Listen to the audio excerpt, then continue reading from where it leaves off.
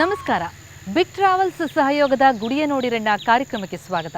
ಪ್ರತಿ ವಾರವೂ ಒಂದೂರು, ಅಲ್ಲಿನ ಪ್ರಸಿದ್ಧವಾದಂತಹ ದೇಗುಲ, ಆ ದೇಗುಲದ ಬಗ್ಗೆ ನಿಮಗೆ ಗೊತ್ತಿರದ ವಿಶೇಷ ಮಾಹಿತಿಯನ್ನ ನಿಮ್ಮ ಮುಂದಿಡೋದೇ ನಮ್ಮ ಕಾರ್ಯಕ್ರಮದ ವಿಶೇಷತೆ.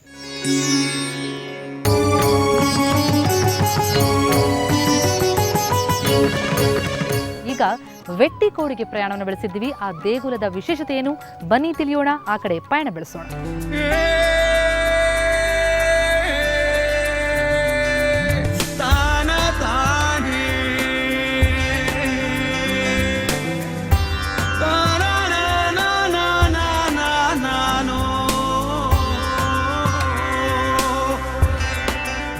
ಇದು ದೇವತೆಗಳ ತವರು ಎನಿಸಿದ ಕೇರಳ ರಾಜ್ಯ.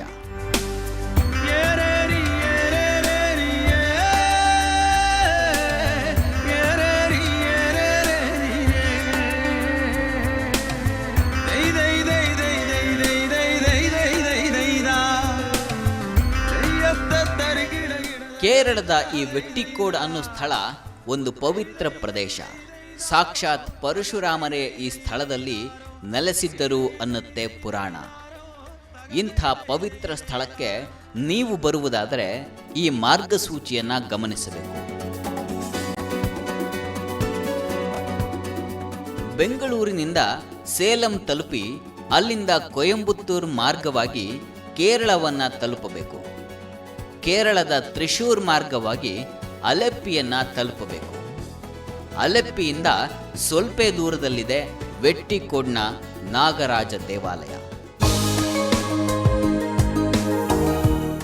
ನಾವೀಗ ಬಂದಿರುವಂಥದ್ದು ಕೇರಳದ ಅಲೆಪಿ ಬಳಿಯ ವೆಟ್ಟಿಕೋಡು ದೇವಸ್ಥಾನಕ್ಕೆ. ವೆಟ್ಟಿಕೋಡಿನಲ್ಲಿರುವಂಥದ್ದು ನಾಗ ದೇಗುಲ. ಇಲ್ಲಿ ಪ್ರಮುಖವಾಗಿ ಕೇರಳದಲ್ಲಿ ಈ ನಾಗ ಕ್ಷೇತ್ರ ಆಗಲಿಕ್ಕೆ, ಜೊತೆಗೆ ಇಲ್ಲಿ ನಾಗದೇವ ನೆಲೆಸಿರೋದಕ್ಕೆ ಒಂದು ಐತಿಹ್ಯವಿದೆ, ಪುರಾಣವಿದೆ.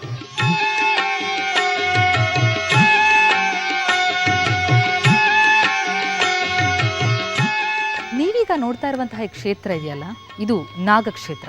ಅಷ್ಟೇ ಅಲ್ಲ, ಕೇರಳದ ಮೊಟ್ಟ ಮೊದಲ ನಾಗಕ್ಷೇತ್ರ ಅನ್ನುವಂತಹ ಖ್ಯಾತಿ ಕೂಡ ಈ ಕ್ಷೇತ್ರಕ್ಕಿದೆ. ಈ ಕ್ಷೇತ್ರಕ್ಕೂ ನಮ್ಮ ಪೌರಾಣದಲ್ಲಿ ಇರುವಂತಹ ಜಮದಗ್ನಿ ಮುನಿಗಳಿಗೂ ಒಂದು ನಂಟಿದೆ.